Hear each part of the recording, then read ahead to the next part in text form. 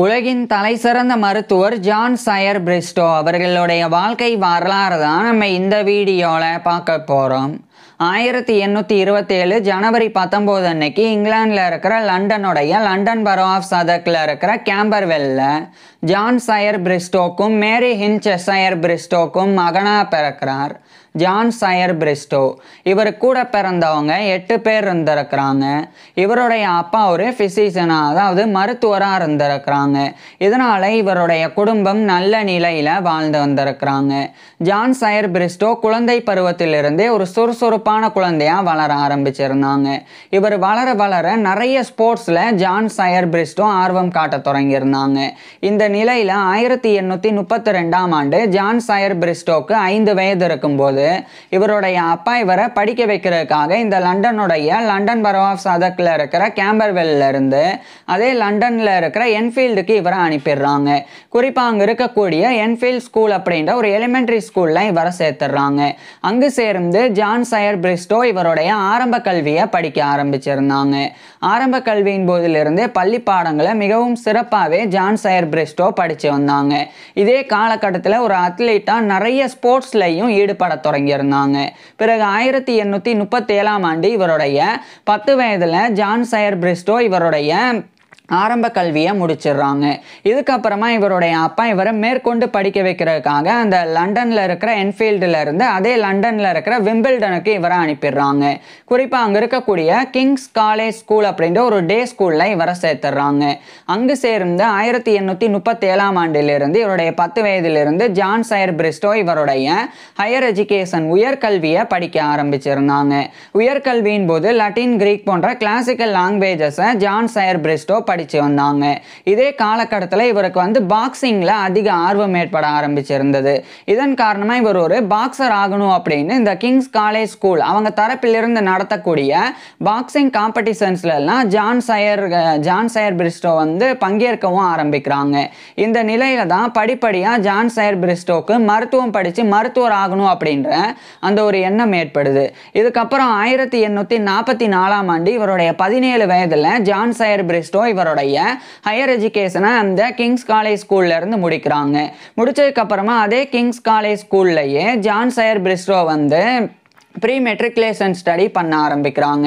இது before college preparatory course அப்படின்னு அழைக்கப்படும். அதாவது காலேஜ் ஜாயின் பண்ணி படிக்கிறதுக்கு முன்னாடி படிக்கக்கூடிய ஒரு 1 இயர் கோர்ஸ் தான் இது. 6th form education, A class education அப்படின்னு கூட அழைக்கப்படும். ஸோ அதை எடுத்து அதே கிங்ஸ் காலேஜ் ஸ்கூலில் அடுத்த ஓராண்டு ஜான் சயர் பிரிஸ்டோ படிக்கிறாங்க. பின்னர் 1845ஆம் ஆண்டு இவருடைய 18 வயதில் ஜான் சயர் பிரிஸ்டோ அந்த pre matriculation study before college preparatory course அப்படின்ற அந்த 1 இயர் கோர்ஸை ஜான் சயர் பிரிஸ்டோ கம்ப்ளீட் பண்ணிடுறாங்க. இதுக்கப்புறமா ஜான் சயர் பிரிஸ்டோ மருத்துவம் படிக்கணும்னு விரும்பினால இவருடைய அப்பா அதே லண்டனில் இருக்கிற செயின்ட் தாமஸஸ் ஹாஸ்பிட்டல், இது சென்ட்ரல் லண்டனில் இருக்கு, அந்த செயின்ட் தாமஸஸ் ஹாஸ்பிட்டலோடைய மெடிக்கல் ஸ்கூலில் இவரை சேர்த்துடுறாங்க. அதாவது செயின்ட் தாமஸஸ் ஹாஸ்பிட்டல் அப்படின்றது ஒரு டீச்சிங் ஹாஸ்பிட்டல். குறிப்பாக அங்கே நோயாளிகளுக்கு சிகிச்சை மட்டும் வழங்கப்படாது, அங்கே மருத்துவ மாணவர்களுக்கு மருத்துவ கல்வியும் மருத்துவ பயிற்சியும் கூட வழங்கப்படும். அதனால தான் அந்த செயின்ட் தாமஸஸ் ஹாஸ்பிட்டல் அப்படின்றது ஒரு டீச்சிங் ஹாஸ்பிட்டல். ஸோ அந்த செயின்ட் தாமஸஸ் ஹாஸ்பிட்டல் அவங்களுடைய கேம்பஸ்ல ஒரு மெடிக்கல் ஸ்கூல் வச்சிருந்தாங்க. அதுதான் Saint Thomas's hospital medical school அப்படின்றது. இங்க படிச்சா யூனிவர்சிட்டி ஆஃப் லண்டன் அங்கிருந்து டிகிரி வழங்கப்படும். ஸோ இவர் அந்த செயின்ட் தாமஸஸ் ஹாஸ்பிட்டல் மெடிக்கல் ஸ்கூல்ல 1845 காலகட்டத்துக்கு பிறகு ஜான் சயர் பிரிஸ்டோ ஜாயின் பண்ணி மருத்துவம் படிக்க ஆரம்பிக்கிறாங்க. குறிப்பா இவர் MBCHB படிக்க ஆரம்பிச்சிருந்தாங்க. MBCHB அப்படின்றது லட்டின்ல மெடிசனே பேக்லோரிஸ் ஜெர்ஜே அப்படின்னு எக்ஸ்பான்ஷன். இதுவே இங்கிலீஷில் MBBS bachelor of medicine and bachelor of surgery. இதை தான் ஜான் சயர் பிரிஸ்டோ அந்த செயின்ட் தாமஸஸ் ஹாஸ்பிட்டல் மெடிக்கல் ஸ்கூலில் படிக்க ஆரம்பிச்சிருந்தாங்க. ஆரம்பத்தில் ஓராண்டு ப்ரீ மெடிக்கல் கோர்சஸ் எடுத்து படித்தாங்க. அதுக்கப்புறம் 1846 இருந்து தான், அதாவது இவருடைய 19 வயதிலிருந்து தான் ஜான் சயர் பிரிஸ்டோ இந்த MBBS படிக்க ஆரம்பிச்சிருந்தாங்க. இவருடைய மருத்துவ கல்வியின் போது மருத்துவ பாடத்திட்டங்களாக தான் மெடிக்கல் கரிக்குலமாக ஜான் சயர் பிரிஸ்டோ மெட்டீரியா மெடிக்கா மருந்துகளினுடைய பண்புகள் குறித்து படிக்கிறது, சர்ஜரி அறுவை சிகிச்சை, அதுக்கப்புறம் அனாட்டமி உடற்கூறியல், கிளினிக்கல் மெடிசன் மருத்துவம், பிசியாலஜி உடலியல், பெத்தாலஜி நோயியல் அப்படின்னு இது போன்ற எல்லா பாடங்களையும் ரொம்ப சிறப்பாக படித்து வந்தாங்க. ரொம்ப சிறப்பாக படித்து வந்தது மட்டும் இல்லாமல் ஜான் சயர் பிரிஸ்டோ வந்து நிறைய கோல்டு மெடல்ஸை வின் பண்ணாங்க. குறிப்பாக 1848ஆம் ஆண்டு இவருக்கு வந்து ட்ரெசரர்ஸ் கோல்டு மெடல் ஆனது வழங்கப்பட்டது. அது மட்டும் இல்லாமல் அதே 1848ஆம் ஆண்டு லண்டன்லே இருக்கக்கூடிய ஒர்சிஃபில் சொசைட்டி ஆஃப் அபாத்தகேரிஸ் அப்படின்னா மருந்து தயாரித்து அந்த மருந்துகளை வந்து விநியோகம் பண்ணுறது, அவங்க தான் வந்து அபாத்தகேரிஸ் அப்படின்னு அழைக்கப்படுவாங்க. ஸோ அவங்களுக்கு உண்டான ஒரு சொசைட்டி தான் இந்த ஒர்சிஃபில் சொசைட்டி ஆஃப் அபாத்தகேரிஸ், இது லண்டனில் இருக்குது. அதனுடைய பாட்டனிக்கான கோல்டு மெடலை வந்து 1848ஆம் ஆண்டு இவர் வந்து பெற்றாங்க. ஜான் சயர் பிரிஸ்டோ வந்து பெற்றாங்க. அதாவது இவர் மருத்துவ கல்வியின் போது ஏற்கனவே நான் சொன்ன பாடங்களுக்கு அப்பாற்பட்டு கெமிஸ்ட்ரி வேதியியல், பயாலஜி உயிரியல், பாட்டனி தாவரவியல், அப்சட்ரிக்ஸ் மகப்பேறு மருத்துவம் அதாவது பிரசவம் பார்க்கறது, அதேமாதிரி கைனகாலஜி பெண் நோயியல், அதுக்கப்புறமா டிசீசஸ் ஆஃப் சில்ட்ரன் அது இன்றைக்கு பீடியாட்ரிக்ஸ் குழந்தை மருத்துவம் அப்படின்னு அழைக்கப்படுது. ஸோ இது போன்ற பாடங்களையும் படித்து வந்தாங்க. அதில் இவர் வந்து பாட்டனி தாவரவியலில் கோல்டு மெடலில் 1848ஆம் ஆண்டு ஜான் சயர் பிரிஸ்டோ வந்து பெற்றாங்க. அதுக்கப்புறமா ஜான் சயர் பிரிஸ்டோ வந்து சர்ஜரியில் மெடல்ஸ் வந்து பெற்றாங்க. சர்ஜரியில் ஸ்காலர்ஷிப்பும் பெற்றாங்க, அதாவது அறுவை சிகிச்சை பாடத்தில். அதுக்கப்புறமா இவருக்கு இன்னும் கூடுதலாக நிறைய கோல்டு மெடல்ஸும் கிடைச்சது. இதுக்கிடையில் இவர் வந்து மருத்துவம் படிச்சுட்டு இருக்கும்போது 1849ஆம் ஆண்டு அந்த இங்கிலாண்டோடைய லண்டன்லேயே இருக்கக்கூடிய royal college of surgeons of England, இது வந்து லண்டனில் இருக்கிற சர்ஜன்ஸ் அறுவை சிகிச்சை நிபுணர்களுக்கு உண்டான ஒரு ராயல் காலேஜ், அதனுடைய மெம்பர்ஷிப்பை 1849ஆம் ஆண்டு இவர் வந்து ஜான் சயர் பிரிஸ்டோ வந்து பெறாங்க. அதுக்கப்புறம் அதே 1849ஆம் ஆண்டு ஆகஸ்ட் 2 அன்னைக்கு அந்த ஒர்சிஃபில் சொசைட்டி ஆஃப் அபாத்தகேரிஸ் அதனுடைய லைசன்ஸையும் ஜான் சயர் பிரிஸ்டோ வந்து பெறாங்க. So licentiate of the worshipful society of apothecaries அப்படின்ற லைசன்ஸை 1849 ஆகஸ்ட் 2 அன்னைக்கு ஜான் சயர் பிரிஸ்டோ வந்து பெறாங்க. அதுக்கப்புறமா அனாட்டமி உடற்கூறியல், மெட்டீரியா மெடிக்கா மருந்துகளினுடைய பண்புகள் குறித்து படிக்கிறது. இந்த 2 பாடங்களில் 1850ஆம் ஆண்டு ஜான் சயர் பிரிஸ்டோ வந்து கோல்டு மெடல்ஸ் வந்து பெற்றாங்க. குறிப்பாக அனாட்டமி உடற்கூறியல் அப்படின்றது உடல் உறுப்புகள், திசுக்கள், எலும்புகள் அவைகளினுடைய ஸ்ட்ரக்சர் கட்டமைப்பு குறித்து படிக்கிறது அனாட்டமி அப்படின்றது. உதாரணத்துக்கு நம்மளுடைய உடல்ல இருதயம் எங்க அமைஞ்சிருக்கு, அந்த இருதயத்தினுடைய வடிவம் என்ன, அந்த இருதயத்தில் எத்தனை சேம்பர்ஸ் அறைகள் இருக்குது, அந்த இதயத்தில் இருந்து வெளிவரக்கூடிய இரத்த நாளங்கள் அது எப்படி உடல் முழுவதும் பரவி இருக்குது, அதே மாதிரி நம்மளுடைய உடல் திசுக்கள் எவ்வாறு அமைஞ்சிருக்கு, நம்மளுடைய உடல் எலும்புகளினுடைய வடிவமைப்பு என்ன, இது மாதிரி ஒட்டுமொத்தமாக உடல் உறுப்புகள், திசுக்கள், எலும்புகளினுடைய ஸ்ட்ரக்சர் கட்டமைப்பு குறித்து படிக்கிறது அனாட்டமி. அதே சமயம் மெட்டீரியா மெடிக்கா அப்படின்றது மருந்துகளினுடைய பண்புகள் குறித்து படிக்கிறது. குறிப்பாக வந்து தாவரங்கள் மற்றும் பிற உயிரினங்களிலிருந்து எடுக்கப்பட சப்ஸ்டன்ஸ் அதனுடைய மருத்துவ குணங்கள் என்ன, அது எந்த நோயை வந்து தீர்க்கிறதுக்கு பயன்படுத்தப்படலாம், அதுல வேற ஏதாவது விளைவுகள் இருக்குதா, இது மாதிரி ஒரு தாவரத்தில் இருந்தோ அல்லது உயிரினங்களில் இருந்தோ எடுக்கப்படக்கூடிய சப்ஸ்டன்ஸ் உடைய மருத்துவ குணங்கள் பற்றி படிக்கிறது தான் மெட்டீரியா மெடிக்கா அப்படின்றது. ஸோ இதுல எல்லாம் ஜான் சயர் பிரிஸ்டோ வந்து ரொம்ப சிறப்பாக வந்து கோல்டு மெடல்ஸ் வந்து பெற்றாங்க. பிறகு அந்த 1850ஆம் ஆண்டு இவருடைய 23 வயதுல ஜான் சயர் பிரிஸ்டோ வந்து MBBS வந்து அதான் MBCHB மெடிசனை பேக்லோரஸ் சர்ஜரி அப்படின்ற MBBS bachelor of medicine and bachelor of surgery இந்த டிகிரியை யூனிவர்சிட்டி ஆஃப் லண்டன்ல இருந்து ஜான் சயர் பிரிஸ்டோ வந்து பெற்றுறாங்க. இதுக்கப்புறமா அதே செயின்ட் தாமஸ் ஹாஸ்பிட்டல் மெடிக்கல் ஸ்கூல்லையே இவர் வந்து டாக்டர் ஆஃப் மெடிசன் அப்படின்ற MD டிகிரியும் படிக்க ஆரம்பிக்கிறாங்க. இதுக்கு முன்னாடி ஒரு விஷயம் சொல்லணும், இவர் வந்து 1850 காலகட்டத்தில் ஒரு ஹவுஸ் சர்ஜனா இந்த செயின்ட் தாமஸ் ஹாஸ்பிட்டல்ல ஒர்க் பண்ணாங்க. ஹவுஸ் சர்ஜன் அப்படின்னா ஜான் சயர் பிரிஸ்டோ வந்து ஒரு சர்ஜன் அறுவை சிகிச்சை நிபுணர் ஆவறதுக்குண்டான சர்ஜிக்கல் ட்ரைனிங் அறுவை சிகிச்சை பயிற்சியை இவர் வந்து எடுத்துக்கிறக்காங்க ஹவுஸ் சர்ஜனா செயின்ட் தாமஸ் ஹாஸ்பிட்டல்லையே ஜாயின் பண்ணியிருந்தாங்க. அதுக்கப்புறம் இந்த 1850ஆம் ஆண்டுடைய இறுதி காலகட்டத்தில் இவர் ஒரு பெத்தாலஜிஸ்ட் நோயியல் நிபுணராக அந்த செயின்ட் தாமஸ் ஹாஸ்பிட்டலில் ஜான் சயர் பிரிஸ்டோ வந்து நியமிக்கப்பட்டாங்க. ஸோ ஒரு பக்கம் அந்த செயின்ட் தாமஸ் ஹாஸ்பிட்டலில் ஒரு பெத்தாலஜிஸ்ட் நோயியல் நிபுணராகவும், இன்னொரு பக்கம் அதே செயின்ட் தாமஸ் ஹாஸ்பிட்டலுடைய ஒரு Saint Thomas hospital medical medical ஸ்கூலோடைய ஒரு மெடிக்கல் ஸ்டூடெண்டாக டாக்டர் ஆஃப் மெடிசனையும் இவர் படித்து வந்தாங்க. மேலும் இந்த 1850ஆம் ஆண்டு ஜான் சயர் பிரிஸ்டோ வந்து போயம்ஸ் எழுதி வெளியிட்டாங்க. அந்த போயம்ஸ் அப்படின்ற டைட்டில்லையே வெளியிட்டாங்க. அதுக்கப்புறம் 2 ஆண்டுகளுக்கு பிறகு 1852ஆம் ஆண்டு ஜான் சயர் பிரிஸ்டோ வந்து டாக்டர் ஆஃப் மெடிசன் அப்படின்ற அந்த எம்டி டிகிரியை இவர் வந்து அந்த செயின்ட் தாமஸஸ் ஹாஸ்பிட்டல் மெடிக்கல் ஸ்கூலில் கம்ப்ளீட் பண்ணி யூனிவர்சிட்டி ஆஃப் லண்டனில் இருந்து அந்த ஒரு டாக்டர் ஆஃப் மெடிசன் அப்படின்ற எம்டி டிகிரியை பெறாங்க. அப்போ இவருக்கு 25 வயது இருந்தது. இதுக்கப்புறமா தொடர்ச்சியாக அந்த செயின்ட் தாமஸஸ் ஹாஸ்பிட்டலில் ஒரு பெத்தாலஜிஸ்டாக ஜான் சயர் பிரிஸ்டோ வந்து பணிபுரிஞ்சாங்க. பின்னர் 2 ஆண்டுகளுக்கு அப்புறம் 1854ஆம் ஆண்டு அந்த செயின்ட் தாமஸஸ் ஹாஸ்பிட்டலோடைய பெத்தாலஜிஸ்ட் நோயியல் நிபுணர் அப்படின்ற பதவியிலிருந்து ஒரு அசிஸ்டன்ட் பிசிசியன் உதவி மருத்துவர் அப்படின்ற பதவிக்கு இவர் வந்து பதவி உயர்வை பெற்றாங்க. இதுக்கப்புறம் 1854ஆம் ஆண்டிலிருந்து ஜான் சயர் பிரிஸ்டோ வந்து தொடர்ச்சியாக ஒரு அசிஸ்டன்ட் பிசிஷியனாக ஒர்க் பண்ணாங்க. இந்த காலகட்டத்தில் இவர் வந்து செஸ்ட், அதுக்கப்புறமா வந்து கூடுதலாக இந்த அப்டாமினல், அதாவது அடிவயிறு, இருதயம், இந்த மார்பு பகுதி, ஸோ அது குறித்த நோய்கள் குறித்து இவர் வந்து சிகிச்சை கொடுக்கறதுல ஈடுபட்டாங்க. போக போக ஜான் சயர் பிரிஸ்டோ வந்து நர்வஸ் சிஸ்டமில், நரம்பு மண்டலத்தில் ஏற்படக்கூடிய பாதிப்புகள் அது குறித்து இவர் வந்து பயிற்சி பெற்று அதுக்குண்டான சிகிச்சைகள் கொடுக்க தொடங்குறாங்க. மேலும் அது சம்பந்தப்பட்ட ஆராய்ச்சிகள்லையும் இவர் ஈடுபட தொடங்குறாங்க. இந்த நிலையில 1856ஆம் ஆண்டு இவர் வந்து பிறந்த கேம்பர்வெல் அதுக்குண்டான ஒரு மெடிக்கல் ஆஃபீஸர் ஆஃப் ஹெல்த்தாக இவர் வந்து 1856ஆம் ஆண்டு இவர் வந்து ஜான் சயர் பிரிஸ்டோ வந்து நியமிக்கப்பட்டாங்க.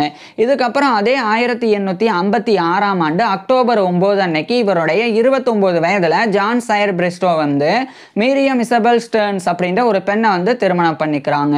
திருமணத்துக்கு பிறகு ஜான் சயர் பிரிஸ்டோக்கும் இவருடைய மனைவியான மீரியம் இசபெல் ஸ்டர்ன்ஸ் பிரிஸ்டோ இவங்க 2 பேருக்குமே 5 ஆண் குழந்தைகள், 5 பெண் குழந்தைகள் அப்படின்னு மொத்தமாக 10 குழந்தைகள் பிறந்தது. இது ஜான் சயர் பிரிஸ்டோவுடைய பர்சனல் லைஃப், தனிப்பட்ட வாழ்க்கையாக இருந்தது. இது ஒரு பக்கம் இருக்க, இன்னொரு பக்கம் இவர் நிறைய ரிப்போர்ட்ஸ்லாம் வந்து தயாரிக்க தொடங்குறாங்க. குறிப்பாக வந்து 1857ஆம் ஆண்டிலிருந்து இவர் வந்து அந்த கேம்பர்வெல் அதுக்குண்டான அந்த மெடிக்கல் ரிப்போர்ட்ஸ் இவர் வந்து தயாரிக்கிறாங்க. அதாவது annual reports of the medical officer of health அப்படின்னு சொல்லி அந்த டைட்டில், அதுக்கப்புறம் of the Camberwell, Saint Giles, அதுக்கப்புறம் சரி இங்கிலாந்து அப்படின்ற டைட்டிலில் கண்டினியூவாக 1857 இவர் வெளியிட ஆரம்பிக்கிறாங்க வருடம். அதுக்கப்புறம் 1858ஆம் ஆண்டு இவர் ஜான் சயர் பிரிஸ்டோ வந்து அது இங்கிலாந்துடைய லண்டன்லேயே இருக்கக்கூடிய ராயல் காலேஜ் ஆஃப் ஃபிசிசியன்ஸ் அதனுடைய ஒரு ஃபெல்லோவாக தேர்ந்தெடுக்கப்படுறாங்க. Royal college of physicians of London அப்படின்றது லண்டனில் இருக்கக்கூடிய ஃபிசிசியன்ஸ் மருத்துவர்களுக்கு உண்டான ஒரு ராயல் காலேஜ். ஸோ அதனுடைய ஒரு ஃபெல்லோவாக 1858ஆம் ஆண்டு ஜான் சயர் பிரிஸ்டோ வந்து தேர்ந்தெடுக்கப்படுறாங்க. So fellow of the royal college of physicians FRCP அப்படின்ற இந்த ஒரு பட்டத்தை, கௌரவத்தை 1858ஆம் ஆண்டு ஜான் சயர் பிரிஸ்டோ வந்து பெறாங்க. அதுக்கப்புறம் ஜான் சயர் பிரிஸ்டோ வந்து தொடர்ச்சியாக இவருடைய பல்வேறு ஆராய்ச்சிகள்லையும் ஈடுபட தொடங்குறாங்க. இந்த நிலையில தான் 1860ஆம் ஆண்டு 1859ஆம் ஆண்டு இவர் படித்த Saint Thomas's hospital medical school, அங்கே இவர் ஒரு லெக்சரர் ஆன் பாட்டனி, அதாவது தாவரவியலில் ஒரு விரிவுரையாளராக இவர் வந்து நியமிக்கப்படுறாங்க. ஸோ மருத்துவ மாணவர்கள் தாவரவியல் படிக்கிறதுக்கு இவர் விரிவுரை கொடுத்து ஒரு விரிவுரையாளராக 1859ஆம் ஆண்டிலிருந்து ஜான் சயர் பிரிஸ்டோ பணியாற்ற தொடங்குறாங்க. அடுத்த ஆண்டு 1860ஆம் ஆண்டு லெக்சரர் ஆன் பாட்டனி அந்த பொறுப்பிலிருந்து இவர் வந்து லெக்சரர் ஆன் மெட்டீரியா மெடிக்கா அந்த பதவிக்கு மாற்றப்படுறாங்க. ஸோ நான் ஏற்கனவே சொன்னேன், மெட்டீரியா மெடிக்கா அப்படின்றது தாவரங்கள் மற்றும் உயிரினங்களினுடைய சப்ஸ்டன்ஸோடைய மருத்துவ குணங்கள் பற்றி படிக்கிறது. ஸோ அந்த மெட்டீரியா மெடிக்கா பாடத்தை மருத்துவ மாணவர்களுக்கு கற்பிக்கக்கூடிய ஒரு விரிவுரையாளராக 1860ஆம் ஆண்டிலிருந்து ஜான் சயர் பிரிஸ்டோ பணியாற்ற தொடங்குறாங்க. இதே 1860ஆம் ஆண்டு தான் செயின்ட் தாமஸஸ் ஹாஸ்பிட்டல் அதனுடைய அசிஸ்டன்ட் ஃபிசிஷியன் உதவி மருத்துவர் அப்படின்ற பதவியிலிருந்து ஒரு ஃபுல் ஃபிசிஷியன், ஒரு முழு மருத்துவராக இவர் வந்து பதவி உயர்வை பெறாங்க. ஸோ ஒரு பக்கம் செயின்ட் தாமஸஸ் ஹாஸ்பிட்டலில் இவர் வந்து ஒரு ஃபிசிஷியன் மருத்துவராக 1860ஆம் ஆண்டிலிருந்து பணிபுரிய ஆரம்பிக்கிறாங்க. இன்னொரு பக்கம் அதே செயின்ட் தாமஸஸ் ஹாஸ்பிட்டலோடைய கேம்பஸில் இருக்கிற மெடிக்கல் ஸ்கூல், அங்கே ஜான் சயர் பிரிஸ்டோ வந்து ஒரு லெக்சரர் ஆன் மெட்டீரியா மெடிக்காவை 1860 காலகட்டத்தில் பணிபுரிய தொடங்குறாங்க. இதுக்கப்புறமா ஜான் சயர் பிரிஸ்டோ வந்து ஒரு முக்கியமான ஆராய்ச்சியில் ஈடுபட தொடங்குறாங்க. அதுவும் குறிப்பாக வந்து இந்த அதாவது இந்த தீப்பெட்டி, அந்த தீக்குச்சிகள் அதை வந்து மேனுஃபேக்சர் பண்ணக்கூடிய இடத்தில் இருக்கக்கூடிய அந்த மேட்ச் ஸ்டிக் அதெல்லாமே வந்து உற்பத்தி செய்யக்கூடிய இடத்துல இருக்கக்கூடிய தொழிலாளர்கள் அவங்களுக்கு ஏற்படக்கூடிய பாஸ்பரஸ் பாய்சனிங் குறித்து இவர் வந்து ரிசர்ச் பண்ணுறாங்க. அந்த ஒரு ஆராய்ச்சி முடிவை 1862ஆம் ஆண்டு ஜான் சயர் பிரிஸ்டோ வந்து வெளியிடுறாங்க. அதை வந்து on phosphorus poisoning in match manufacture அப்படின்ற டைட்டிலில் இவர் வந்து வெளியிடுறாங்க. அதான் வந்து ஃபர்ஸ்ட் டிஸ்கிரைபிங் ஃபாசிஜா அப்படின்னு அழைக்கப்படும். ஸோ 1862 ஜான் சயர் பிரிஸ்டோ வந்து வெளியிட்டாங்க. அதுக்கப்புறம் 1863ஆம் ஆண்டு டிமோத்தி ஹோம்ஸ் அப்படின்னு சொல்லி ஒரு நபர், அவர் கூட சேர்ந்து இவர் வந்து on the hospitals of the United Kingdom அப்படின்னு ஒரு ஒர்க்கு, அது 1863ஆம் ஆண்டு ஜான் சயர் பிரிஸ்டோ வந்து எழுதி வெளியிட்டாங்க. இதுக்கப்புறம் 2 ஆண்டுகளுக்கு பிறகு 1865ஆம் ஆண்டு லெக்சரர் ஆன் மெட்டீரியா மெடிக்கா அந்த பதவியிலிருந்து lecturer on general anatomy and physiology, அதாவது உடற்கூறியல் மற்றும் உடலியல் அதை வந்து மருத்துவ மாணவர்களுக்கு கற்பிக்கக்கூடிய விரிவுரையாக கொடுக்கக்கூடிய ஒரு லெக்சரராக 1865ஆம் ஆண்டு இவர் வந்து செயின்ட் தாமஸஸ் ஹாஸ்பிட்டல் மெடிக்கல் ஸ்கூலில் மாறுறாங்க. அனாட்டமி அப்படின்றது ஏற்கனவே சொன்னேன், உடல் உறுப்புகள், திசுக்கள், எலும்புகளினுடைய ஸ்ட்ரக்சர் குறித்து படிக்கிறது அப்படின்னு. அதேமாதிரி பிசியாலஜி, உடலியல் அப்படின்றது உடல் உறுப்புகளினுடைய ஃபங்க்ஷன், செயல்பாடுகள் குறித்து படிக்கிறது தான் பிசியாலஜி அப்படின்றது. இப்போ உதாரணத்துக்கு நம்மளுடைய இருதயம் எப்படி துடிக்குது, நம்மளுடைய உடலில் எப்படி பிளட் சர்க்குலேட் ஆகுது, இது மாதிரியான உடலில் நடக்கிற செயல்பாடுகள் குறித்து படிக்கிறது உடலியல், பிசியாலஜி அப்படின்றது. ஸோ அனாட்டமி, பிசியாலஜி இந்த 2 பாடங்களையும் விரிவுரையாக கொடுக்கக்கூடிய ஒரு விரிவுரையாளராக 1865 ஜான் சயர் பிரிஸ்டோ வந்து இதுக்கப்புறமா இதே காலகட்டத்தில் இந்த 1865ஆம் ஆண்டு ஜான் சயர் பிரிஸ்டோ வந்து இன்னும் சில முக்கியமான ரிசர்ச் ஒர்க்ஸை வந்து வெளியிடுறாங்க. அதில் குறிப்பாக வந்து on infections by rags and paper works அப்படின்னு சொல்லி ஒரு ஒர்க்கு, இது வந்து இந்த காகிதம் தயாரிக்கக்கூடிய இடத்துல இருக்கக்கூடிய தொற்றுகள் குறித்து இவர் வந்து 1865 இந்த ஒரு ஒர்க்காக பப்ளிஷ் பண்ணுறாங்க. அதுக்கப்புறம் 1866ஆம் ஆண்டு ஜான் சயர் பிரிஸ்டோ வந்து மேலும் ஒரு ஒர்க்கை வந்து வெளியிடுறாங்க. இது வந்து ஆன் தி கேட்டல் பிளாக் அப்படின்னு சொல்லி இதை வந்து John Bernard Sanderson, John B Sanderson அப்படின்ற ஒரு ஆராய்ச்சியாளர் அவர் கூட சேர்ந்து இந்த காலகட்டத்தில் 1866ஆம் ஆண்டு ஜான் சயர் பிரிஸ்டோ இந்த ஒரு ஒர்க்கை வந்து வெளியிடுறாங்க. இதுக்கப்புறம் தொடர்ச்சியாக வந்து ஜான் சயர் பிரிஸ்டோ இன்னும் நிறைய ரிசர்ச் ஒர்க்ஸ்லாம் ஈடுபட்டாங்க. மேலும் நிறைய பதவிகளையும் ஜான் சயர் பிரிஸ்டோ வந்து பெற தொடங்கியிருந்தாங்க. பர்டிகுலராக 1869ஆம் ஆண்டு ராயல் காலேஜ் ஆஃப் பிசிசியன்ஸ் அதனுடைய ஒரு எக்ஸாமினர் இன் மெடிசன், அதாவது மருத்துவத்தில் ஒரு எக்ஸாமினராக 1869ஆம் ஆண்டும் 1870ஆம் ஆண்டும் ஜான் சயர் பிரிஸ்டோ வந்து நியமிக்கப்படுறாங்க. இந்த 1870 காலகட்டத்தில் தான் ஜான் சயர் பிரிஸ்டோ வந்து அந்த lecturer on general anatomy and physiology அந்த பதவியிலிருந்து லெக்சரர் ஆன் பெத்தாலஜி, அதாவது நோயியலை மருத்துவ மாணவர்களுக்கு கற்பிக்கக்கூடிய ஒரு லெக்சரர், விரிவுரையாளராக அந்த பதவியை 1870ஆம் ஆண்டு பெறாங்க. நோயியல் அப்படின்றது நோய் கிருமிகள், அந்த நோய் கிருமிகள் ஏற்படுத்தக்கூடிய நோயின் தன்மைகள், அந்த நோயின் தன்மைகளால் பாதிக்கப்பட்ட உடல் திசுக்கள் அவைகள் குறித்து படிக்கிறது தான் பெத்தாலஜி, நோயியல் அப்படின்றது. ஸோ இதை வந்து மருத்துவ மாணவர்களுக்கு விரிவுரையாக கொடுக்கக்கூடிய ஒரு லெக்சரராக 1870ஆம் ஆண்டிலிருந்து ஜான் சயர் பிரிஸ்டோ வந்து ஒர்க் பண்ண ஆரம்பிக்கிறாங்க. இதுக்கப்புறம் தொடர்ச்சியாக ஜான் சயர் பிரிஸ்டோ வந்து இன்னும் நிறைய ஒர்க்கில் ஈடுபட்டாங்க. குறிப்பாக வந்து செயின்ட் தாமஸஸ் ஹாஸ்பிட்டல் ரிப்போர்ட்ஸ் அதை வந்து கிரியேட் பண்ணுறதுல 1870 ஜான் சயர் பிரிஸ்டோ வந்து ஒர்க் பண்ண ஆரம்பிக்கிறாங்க. அடுத்து 2 ஆண்டுகளுக்கு அப்புறமா 1872ஆம் ஆண்டு இந்த காலகட்டத்தில் ஜான் சயர் பிரிஸ்டோ வந்து ஒரு முக்கியமான பதவியில் நியமிக்கப்பட்டாங்க. அதுதான் க்ரூனியன் லெக்சரர் அப்படின்ற பதவி. அது ராயல் காலேஜ் ஆஃப் பிசிசியன்ஸில் ஜான் சயர் பிரிஸ்டோ வந்து நியமிக்கப்படுறாங்க. க்ரூனியல் லெக்சர்ஸ் அப்படின்றது ஒரு மெடிக்கல் லெக்சர், ஒரு மருத்துவ விரிவுரை. அது வந்து வில்லியம் க்ரூன் அப்படின்ற ஒரு மருத்துவர் அவரினுடைய இறப்பின் பிறகு அவரை கௌரவப்படுத்துறதுக்காக, அவரை நினைவு கூறுறதுக்காக வருடம் அவருடைய பேரில் மெடிக்கல் லெக்சர் ஆனது நடத்தப்படும்.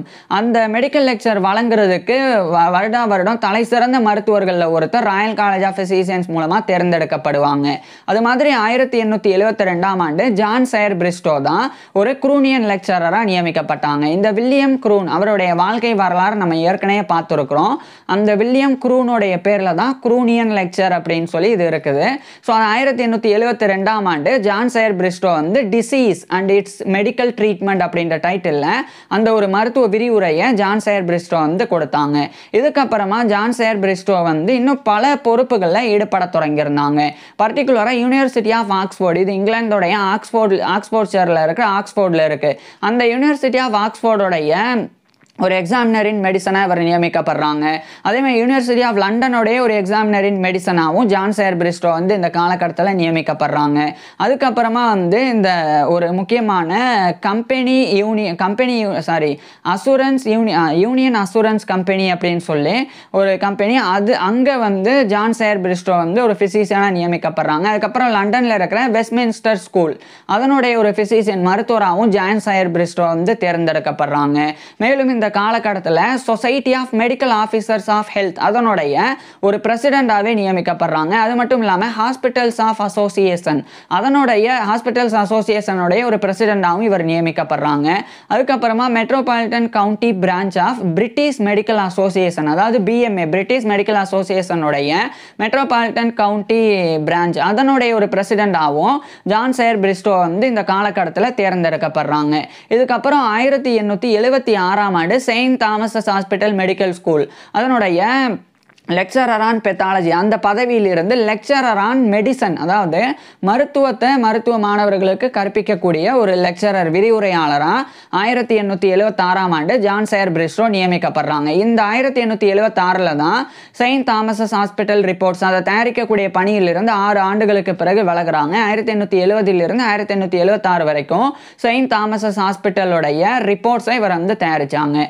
இதுக்கப்புறம் இதே 1876ஆம் ஆண்டு ஜான் சயர் பிரிஸ்டோ வந்து மருத்துவத்தில் மிக முக்கியமான பங்களிப்பை கொடுத்தாங்க. அதாவது இந்த சமயம் தான் ஜான் சயர் பிரிஸ்டோ வந்து A treatise on the theory and practice of medicine அப்படின்னு ஒரு புத்தகத்தை வெளியிட்டாங்க. அது 1000 பக்கங்களுக்கும் மேலே கொண்ட ஒரு புத்தகமாக இருந்தது. இது வந்து ஒரு ஸ்டாண்டர்டான ஒரு புக்காக வந்து மாறுது. இங்கிலீஷ் ஸ்பீக்கிங் கண்ட்ரீஸில் இவருடைய A treatise on the theory and practice of medicine அப்படின்ற இந்த புத்தகமானது ஒரு மருத்துவ பாட நூலாகவே, ஒரு மெடிக்கல் டெக்ஸ்ட் புக்காகவே வந்து பயன்பாட்டுக்கு வருது. இதன் காரணமாக உலக புகழ் பெறாங்க ஜான் சயர் பிரிஸ்டோ. மேலும் இந்த 1876ஆம் ஆண்டு ராயல் காலேஜ் ஆஃப் பிசிசியன்ஸ் ஒரு சென்சாரா இவர் வந்து நியமிக்கப்படுறாங்க. அதுக்கப்புறம் 1877 விலகுறாங்க.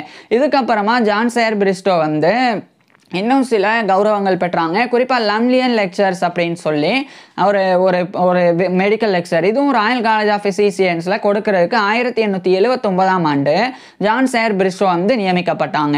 லம்லியன் லெக்சர்ஸ் அப்படின்றதும் எப்படி க்ரூனியன் லெக்சர்ஸ் அப்படின்றது ஒரு மருத்துவ விரிவுரையும், அதே மாதிரி இதுவும் ஒரு மெடிக்கல் லெக்சர் தான். இது ஜான் லம்லி அப்படின்ற ஒரு நபர், அவரின் நினைவாக வந்து உருவாக்கப்பட்டது. ஸோ அந்த லம்லியன் லெக்சர் வழங்குறதுக்கும் இதே ப்ரொசீஜர் தான். வருடம் வழங்கப்படும். தலை சிறந்த மருத்துவர்களில் ஒருத்தர் ராயல் காலேஜ் ஆஃப் பிசிசியன்ஸ் தேர்ந்தெடுக்கப்படுவாங்க.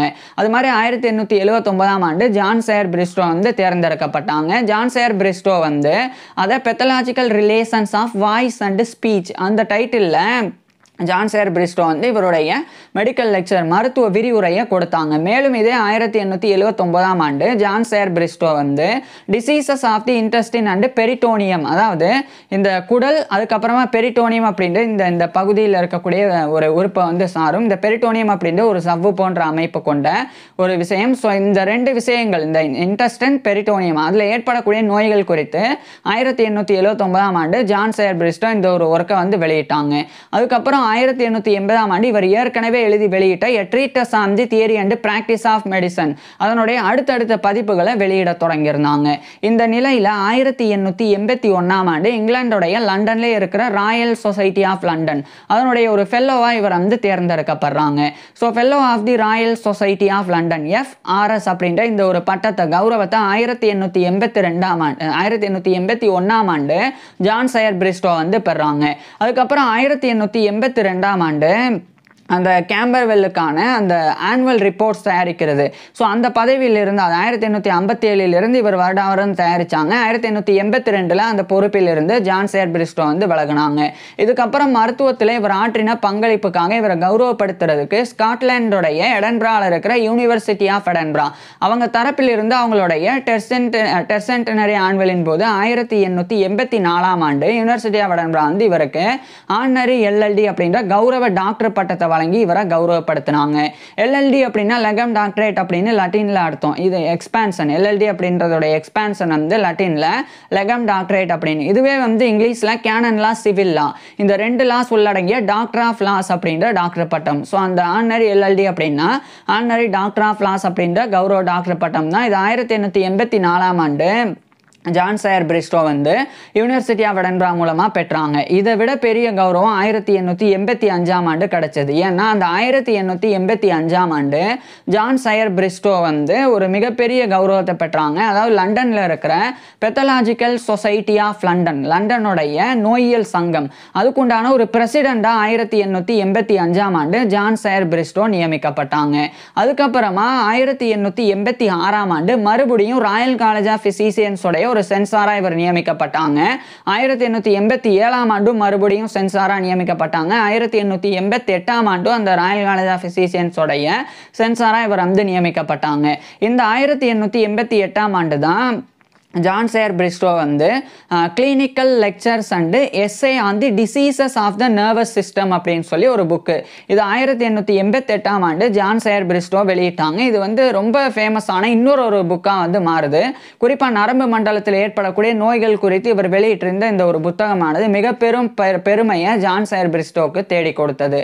இதன் காரணமாக 1889ஆம் ஆண்டு ராயல் காலேஜ் ஆஃப் பிசிசியன்ஸோடைய ஒரு சீனியர் சென்சாராகவே இவர் வந்து நியமிக்கப்பட்டாங்க. அதுக்கப்புறம் 1890ஆம் ஆண்டு a treatise on the theory and practice of medicine, அதனுடைய 7th எடிஷன் 7வது பதிப்பு 1890ல் இவர் வெளியிட்டாங்க. ஃபர்ஸ்ட் எடிஷன் 1876ல் வெளியிட்டாங்க. அங்கேருந்து 2nd edition, 3rd edition, 4th, 5th, 6th அப்படின்னு 7th எடிஷனை 1890ஆம் ஆண்டு ஜான் சயர் பிரிஸ்டோ வந்து வெளியிட்டாங்க. அந்த அளவுக்கு அது வந்து ரொம்ப முக்கியமான ஒரு புக்காக வந்து இருந்தது. இதுக்கப்புறமா 1891ஆம் ஆண்டு நியூரலாஜிக்கல் சொசைட்டி, அதுவும் வந்து இங்கிலாண்டில் இருக்கு, அந்த நியூரலாஜிக்கல் சொசைட்டியோடைய ஒரு பிரசிடெண்டாகவும் ஜான் சயர் பிரிஸ்டோ வந்து தேர்ந்தெடுக்கப்படுறாங்க. இதுக்கப்புறமா ஜான் சயர் பிரிஸ்டோ 1892ஆம் ஆண்டு இவருடைய 65 வயதில் பிசிசியன், மருத்துவர் அப்படின்ற அந்த பதவியிலிருந்து இவர் வந்து ரிட்டையர் ஆகுறாங்க. செயின்ட் தாமஸஸ் ஹாஸ்பிட்டல்ல இருந்து ரிட்டையர் ஆன பிறகு அதே செயின்ட் தாமஸஸ் ஹாஸ்பிட்டலோடைய ஒரு கன்சல்டிங் பிசிசியன், ஒரு ஆலோசனை மருத்துவரை 1892ஆம் ஆண்டிலிருந்து ஜான் சயர் பிரிஸ்டோ வந்து ஒர்க் பண்ண ஆரம்பிக்கிறாங்க. அதுக்கப்புறமா ஜான் சயர் பிரிஸ்டோ வந்து 1893ஆம் ஆண்டு இன்னொரு மிக முக்கியமான ஒரு சொசைட்டியினுடைய, குறிப்பாக வந்து மெடிக்கல் சொசைட்டி ஆஃப் லண்டன், அதனுடைய ஒரு பிரசிடெண்டாக 1893ஆம் ஆண்டு ஜான் சயர் பிரிஸ்டோ நியமிக்கப்படுறாங்க. இந்த காலகட்டத்தில் தான் இவர் ஒரு லெட்சோமியன் லெக்சரராக நியமிக்கப்படுறாங்க. இதுவும் ஒரு மெடிக்கல் லெக்சர்ஸ் தான். ஸோ அதை வந்து ஜான் சயர் பிரிஸ்டோ வந்து கொடுத்தாங்க. அதை வந்து syphilitic affections of the nervous system அப்படின்ற டைட்டில் அந்த ஒரு மெடிக்கல் லெக்சரை 1893ஆம் ஆண்டு ஜான் சயர் பிரிஸ்டோ கொடுத்தாங்க. இப்படி ஜான் சயர் பிரிஸ்டோ வந்து முழுக்க அவ்வளோ பொறுப்புகளில் நியமிக்கப்பட்ட அவ்வளோ கௌரவங்களையும் பெற்றாங்க. நரம்பு நோய்கள் சார்ந்த, நரம்பு மண்டலத்தில் ஏற்படக்கூடிய நோய்கள் சார்ந்து பல விஷயங்களை ஜான் சயர் பிரிஸ்டோ கண்டறிஞ்சு வெளியிட்டு வந்தாங்க. மேலும் இவர் வந்து மெடிக்கல் டிராயிங் பண்றதுலயும் ரொம்ப கை தேர்ந்தவராக இருந்தாங்க. குறிப்பா வந்து நிறைய மைக்ரோஸ்கோபிக்கல் டிராயிங்ஸ் வந்து இவர் பண்ணாங்க. அதுல குறிப்பா மனிதனினுடைய தசைகள்ல அடிக்கடி வந்து சேரக்கூடிய பாராசிட்டிக் ஓம், அதாவது ஒரு ஒட்டுண்ணி புழுவான ட்ரைசைனா ஸ்பிரிலாசிஸ் அப்படின்றது, அந்த ட்ரைசைனா ஸ்பிராலஸ் அப்படின்றது. ஸோ அதனுடைய ஓவியத்தை ஜான் சயர் பிரிஸ்டோ தான் வரைஞ்சாங்க. அது வந்து பிற்காலத்தில் பல புத்தகங்கள்ல இடம்பெற்றது. ஜான் சயர் பிரிஸ்டோடைய இது போன்ற மைக்ரோஸ்கோபிக்கல் டிராயிங்ஸ் எல்லாம். இதுக்கப்புறம் ஜான் சயர் பிரிஸ்டோ வந்து படிப்படியாக உடல்நல குறைபாடுனால பாதிக்கப்படுறாங்க. அப்படி பாதிக்கப்பட்ட இவர் இறுதியாக 1895ஆம் ஆண்டு ஆகஸ்ட் 20 அன்னைக்கு இவருடைய 68 வயதில் ஜான் சயர் பிரிஸ்டோ வந்து இறந்து போயிடுறாங்க. ஸோ 1895 ஆகஸ்ட் 20 அன்னைக்கு இவருடைய 68 வயதில் ஜான் சயர் பிரிஸ்டோ வந்து இறந்து போயிடுறாங்க. இந்த காலகட்டத்தில் ஜான் சயர் பிரிஸ்டோவுடைய மனைவியான மீரியம் இசபெல் ஸ்டர்ன்ஸ் பிரிஸ்டோ அவங்களும் வந்து இறந்து போகிறாங்க. இதெல்லாம் இவருடைய பர்சனல் லைஃப். இன்னொரு பக்கம் ஜான் சயர் பிரிஸ்டோ வந்து வாழும்போது இவருக்கு 3/4 போர்ட்ரேட் ஒன்று வந்து இருந்தது. அதை வந்து பியட்ரிஸ் எம் பிரிஸ்டோ அப்படின்னு சொல்லி ஒருத்தவங்க, பியட்ரிஸ் எம் பிரிஸ்டோ அப்படின்றவங்க ஜான் சயர் பிரிஸ்டோக்கும் இவருடைய மனைவிக்கும் பிறந்த 5 ஆண் குழந்தைகள் 5 பெண் குழந்தைகள், அந்த 5 மகள்களில் ஒருத்தவங்க தான் இந்த ஒரு பியட்ரிஸ் எம் பிரிஸ்டோ அப்படின்றவங்க. அவங்க வந்து செயின்ட் தாமஸஸ் ஹாஸ்பிட்டல் அதனுடைய கமிட்டி ரூமில் ஜான் சயர் பிரிஸ்டோவுடைய போர்ட்ரேட்டை அங்கே வந்து கொடுத்தாங்க. ஸோ அந்த கமிட்டி ரூமில் அங்கே இன்னைக்கு வரைக்கும் அந்த ஒரு போர்ட்ரேட் ஆனது வைக்கப்பட்டிருக்கு. மேலும் ஜான் சயர் பிரிஸ்டோ வாழும்போது இவருடைய சப்ஸ்கிரிப்ஷன்ஸ் அதெல்லாத்தையும் பயன்படுத்தி செயின்ட் தாமஸஸ் ஹாஸ்பிட்டல் தரப்பிலிருந்து இன்றைய காலகட்டத்தில் நல்லா படிக்கக்கூடிய மருத்துவ மாணவர்கள், குறிப்பாக வந்து சயின்ஸ் ஆஃப் பெத்தாலஜி நோயியலில் நல்ல மதிப்பெண் பெறக்கூடிய மாணவர்களுக்கு ஜான் சயர் பிரிஸ்டோவுடைய பேரில் பிரிஸ்டோ மெடல் அப்படின்னு சொல்லி ஒன்று வழங்கிட்டு வராங்க. ஸோ இவர் இறந்த பிறகும் இவருடைய பேரில் ஒரு பதக்கம் வழங்கப்பட்டு வருது. அது மட்டும் இல்லாமல் ராயல் காலேஜ் ஆஃப் பிசிசியன்ஸ் தரப்பிலிருந்து இவருடைய பேரில் மெடல்ஸ்லாம் வழங்கப்படுது. மேலும் ஜான் சயர் பிரிஸ்டோவுடைய போர்ட்ரேட் ஒன்று வந்து 1870கள் காலகட்டத்தில் பல மருத்துவர்கள் கூட சேர்ந்து எடுத்துக்கிட்ட போர்ட்ரேட். அது வந்து லண்டனில் இருக்கிற நேஷனல் போர்ட்ரேட் கேலரி லண்டன் அங்கே வந்து இன்றைக்கு வரைக்கும் வந்து வைக்கப்பட்டு பாதுகாக்கப்பட்டு வருது. இதெல்லாம் ஒரு பக்கம் இவர் கிடைக்கக்கூடிய கௌரவங்களாக இருந்தாலும் இதெல்லாம் தாண்டி ஜான் சயர் பிரிஸ்டோ எழுதி வெளியிட்ட A Treatise on the Theory and Practice of Medicine அந்த புத்தகம் தான் இவர் இறந்து பல ஆண்டுகளுக்கு பிறகும் மருத்துவத்தில் பெரிய பயன்பாட்டில் இருந்தது. குறிப்பாக மருத்துவ பாடநூலாக வந்து உலகம் முழுவதும் பல்வேறு நாடுகளில் இங்கிலீஷ் ஸ்பீக்கிங் கண்ட்ரிஸ் முழுக்கவே ஜான் சயர் பிரிஸ்டோவுடைய மருத்துவ பாடநூல் தான் பயன்படுத்தப்பட்டது. அந்த அளவுக்கு முக்கியத்துவம் வாய்ந்த படைப்புகள்லாம் ஜான் சயர் பிரிஸ்டோ வந்து பண்ணியிருந்தாங்க. மேலும் வாழும்போது பாக்ஸிங்லலாம் தொடர்ந்து இவருடைய எல்டர் ஏஜ், இவர் வந்து ஓல்ட் ஏஜ் ஆகிற வரைக்கும் பாக்ஸிங்கில் கூட ஈடுபட்டாங்க. ஸோ இதெல்லாம் வந்து ஜான் சயர் பிரிஸ்டோ வந்து எந்த அளவுக்கு வாழ்கிற காலம் முழுக்க ஆக்டிவாக இருந்தார், அதே மாதிரி மருத்துவத்தில் இவ்வளோ பங்களிப்புகளை ஆற்றினார் அப்படின்றத காட்டுது. ஸோ இப்பேற்பட்ட ஜான் சயர் பிரிஸ்டோ பற்றி நீங்கள் என்ன நினைக்கிறீங்க அப்படின்றத கீழே கமெண்ட்ஸில் சொல்லுங்கள். உங்களுக்கு எந்த மாதிரியான டாபிக்ஸில் எந்த மாதிரியான வீடியோஸ் வேணும் அப்படின்றதையும் கீழே கமெண்ட்ஸில் சொல்லுங்கள். தேங்க்யூ.